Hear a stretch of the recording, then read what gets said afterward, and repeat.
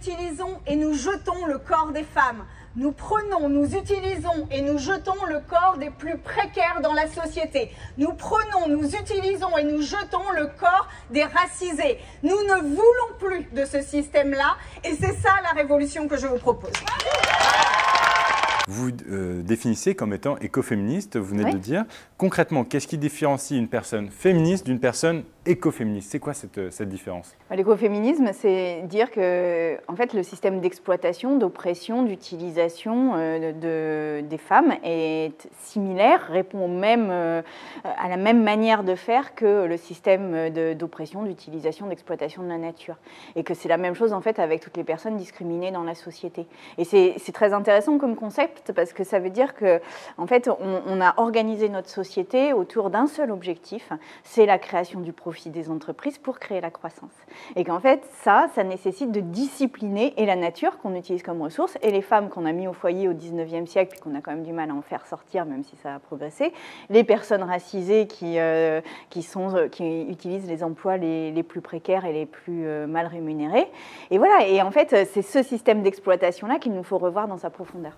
Bonjour à tous et bienvenue dans ce nouvel opus de Nos croyances à la loupe, un podcast qui décrypte les discours et actualités autour des questions identitaires et religieuses. Ici, il n'y a pas de clash, il n'y a pas de clivage, on analyse et on prend un peu de hauteur sur ces sujets qui sont, il faut bien le dire, régulièrement inflammables. Aujourd'hui, je suis avec Damien, doctorant en sociologie politique. Bonjour Damien, comment ça va ? Bonjour Louise, ça va très bien. Et toi aussi, j'espère. Super, merci.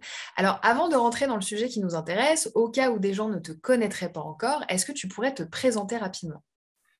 Donc, je m'appelle Damien Savreau, je suis doctorant en sociologie politique à l'École normale supérieure et je vais, je me présente toujours d'une manière différente. À chaque fois que je dois parler de mon sujet, je change de façon de l'amener.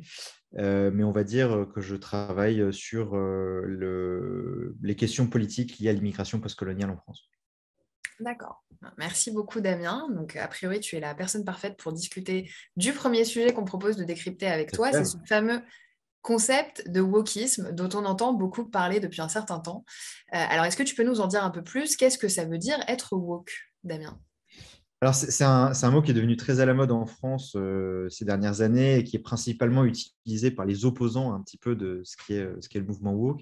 Mais à l'origine, woke, donc c'est un mot qui nous vient des États-Unis, principalement des communautés afro-américaines. Woke, ça veut dire éveillé en anglais afro-américain, donc c'est un peu l'équivalent de awaken, donc quelqu'un qui est éveillé, conscient. Et il va naître dans les années 60, au moment d'abord au moment du mouvement des droits civiques et de la marche sur Washington par Martin Luther King. On va appeler les Noirs à être éveillés, à se réveiller. Et on trouve parfois déjà l'usage du mot woke à ce moment-là, même si à l'époque, ça ne veut pas dire grand-chose. Il y a une dimension politique, mais il y a aussi une dimension spirituelle. C'est-à-dire, en fait, être éveillé, ça implique de s'ouvrir pour comprendre un petit peu le monde autour de soi, le monde sensible et le monde invisible. Et à partir des années 2000, on va utiliser l'expression « stay woke », rester éveillé, qui là, du coup, va devenir un peu un slogan militant. On va l'utiliser dans les communautés afro-américaines. L'objectif étant de dire, soyez conscients de votre identité. Être woke, ça veut dire, vous, les Afro-Américains, vous êtes conscients de votre identité, de votre place dans la société américaine et de toutes les discriminations et de toutes les problématiques dont vous pouvez être les victimes, dont vous pouvez être, d'une certaine manière, les acteurs aussi. Ok, merci beaucoup Damien pour cette très bonne introduction. Mais alors, comment et où est né ce mouvement en tant que véritable militantisme ? C'est surtout à partir des années 2010 que le terme va prendre une connotation politique très forte avec le mouvement Black Lives Matter, notamment suite à la mort de Trayvon Martin. Originellement, c'est un mot qui va être du coup utilisé de manière très positive. En fait, un woke, quelqu'un qui est woke, c'est quelqu'un qui est éveillé, qui est conscientisé, qui est au courant des injustices sociales, des injustices raciales et des injustices de genre à l'œuvre dans la société. On va dire de quelqu'un qui est woke lorsqu'il a, on va dire, la bonne approche des questions raciales. Il est conscient des injustices raciales et il est plutôt contre. Voilà. Il a conscience des injustices systémiques et il va être contre. On va dire la même chose d'une institution d'ailleurs. Est-ce que la fac est dirigée par des gens woke? Est-ce que la fac est woke? Est-ce que le gouvernement est woke sur ces sujets? Ça veut dire est-ce que en fait, on vit dans une institution qui reconnaît, qui acknowledge les questions raciales et notamment les injustices à l'œuvre? Mais c'est d'abord vraiment très, très connoté afro-américain. C'est pour ça qu'il y a un référentiel qui est très américain quand on parle de woke. En France, ça va arriver, ça va devenir massif et perceptible avec deux phénomènes, à mon sens.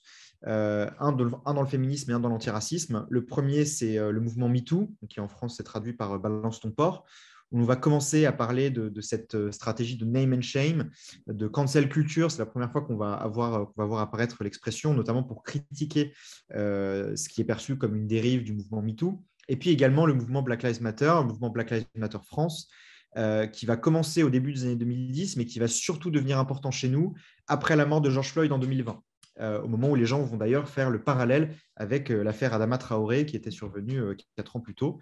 Et à la suite de ça, il y a des intellectuels opposés à ces mouvements qui vont forger le mot wokisme, qui lui, pour le coup, a une connotation plutôt péjorative pour désigner de manière pas forcément très bien définie, l'ensemble de ces nouveaux militants plutôt jeunes qui parlent d'intersectionnalité, de convergence des luttes et sur des thématiques dans lesquelles les vieux, pour la plupart, ne se retrouvent pas, les boomers.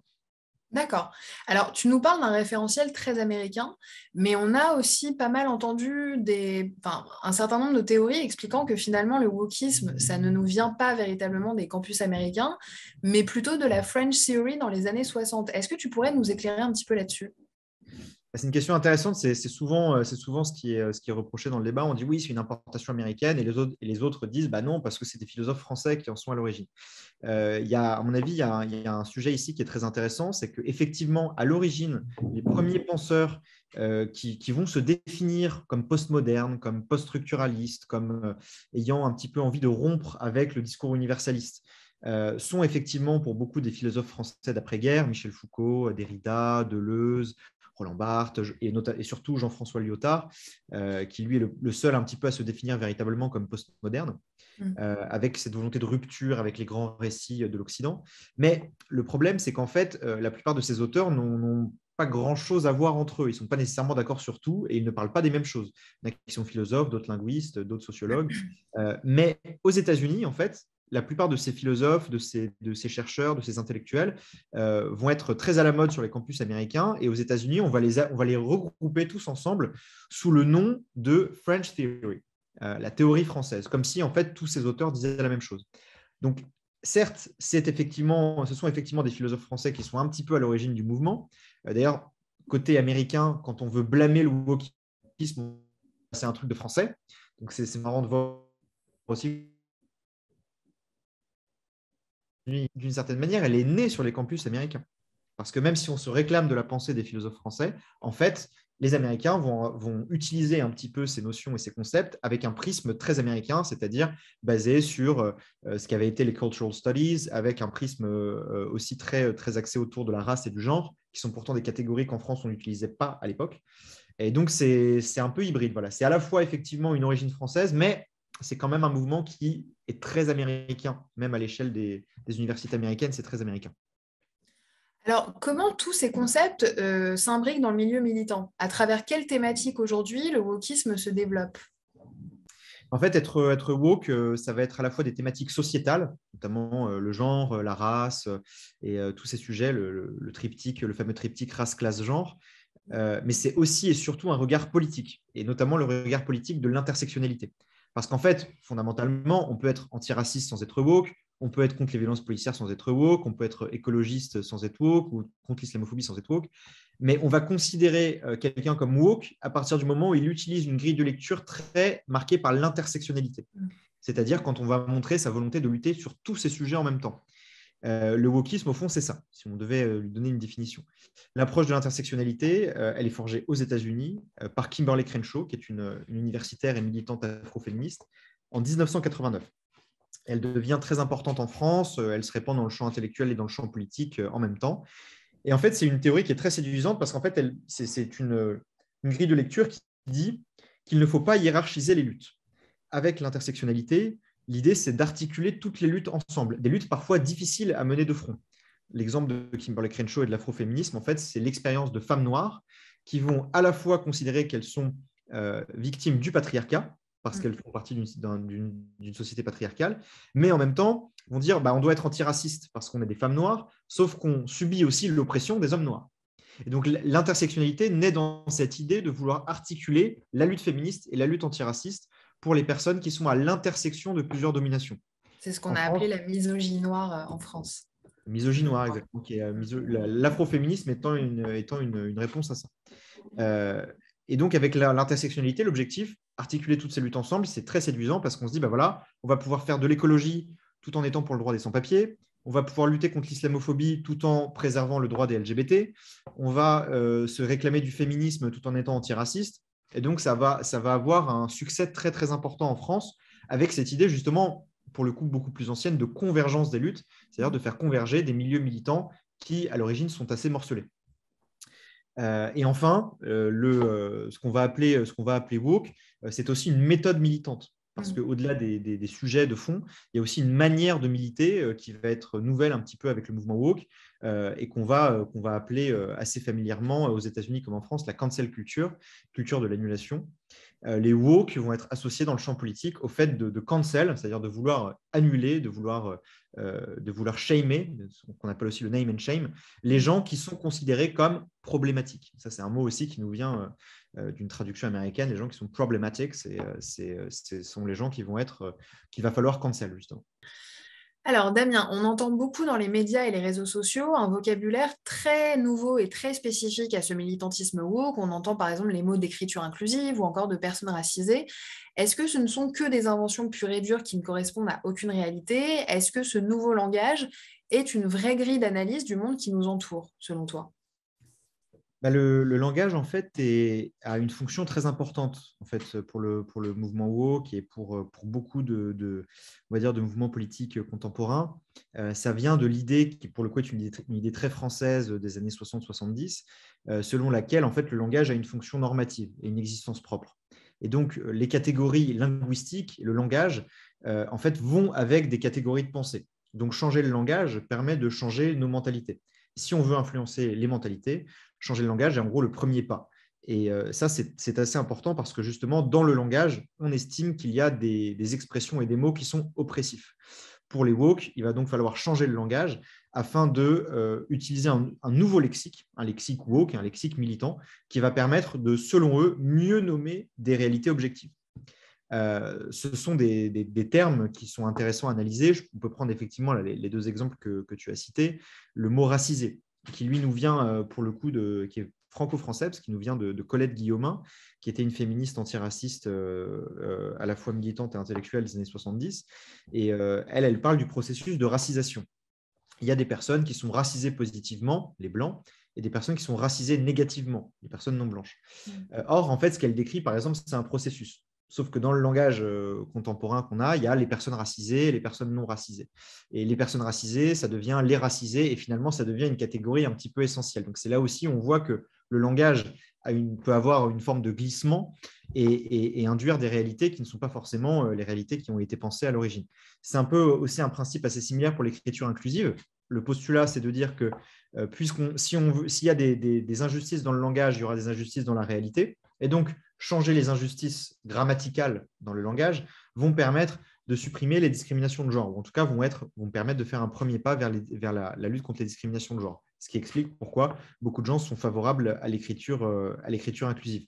L'objectif, in fine, c'est toujours de normaliser certaines catégories de pensée via le langage et de considérer que finalement, ce langage a une fonction propre. Cependant, ce qu'on peut voir, c'est qu'il y a de temps en temps on va dire une dissonance entre certaines catégories et d'autres. Si on prend par exemple l'écriture inclusive, donc l'objectif étant de supprimer les inégalités de genre via le langage, on comprend parfois assez mal pourquoi par exemple le mot race est suremployé par souvent les mêmes militants. Si l'objectif final est, comme le disent souvent les militants contemporains, de supprimer la race et d'arriver à un monde post-racial, alors pourquoi faut-il impérativement utiliser un vocable racial et utiliser le mot race? C'est là aussi où on voit que parfois il y a des catégories de langage qui sont en perpétuelle redéfinition et qui ne sont pas toujours très, très bien définies. Ok, alors là, on parle de militantisme, mais du coup, à travers quel mouvement politique, concrètement, ce militantisme woke qui s'illustre? Bah, un peu dans tous les milieux, en fait. Tous les milieux où il y a du militantisme, où il y a des jeunes militants. Beaucoup de structures militantes qui préexistaient un petit peu à l'émergence du mouvement woke vont être un petit peu disruptées par l'arrivée de l'approche intersectionnelle et donc de ceux les plus jeunes qu'on va appeler les woke.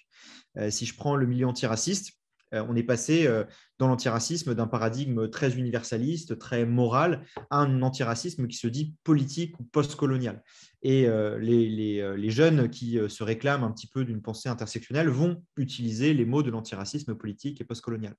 Dans le féminisme aussi, il y a des ruptures très claires entre, à la fois sur le plan générationnel et sur le plan de l'inclusion ou non de certaines personnes dans la lutte. Je pense que le bon exemple de ça, c'est le mouvement des collages contre les féminicides qu'on voit en France depuis plus de 2 ans maintenant. C'est un mouvement qui avait été initié par Marguerite Stern, qui est une ancienne fémène et qui est un petit peu le symbole du mouvement féministe radical, opposé au transactivisme. Et durant l'année 2020, le mouvement contre les féminicides a été plus ou moins récupéré par des féministes qui, elles, se réclament de l'intersectionnalité et de l'inclusion des personnes trans dans la lutte. Pareil, dans le milieu LGBT, il y a eu plusieurs organisations qui ont fait un petit peu scission autour de cette question, notamment, je prends l'exemple d'ACT UP.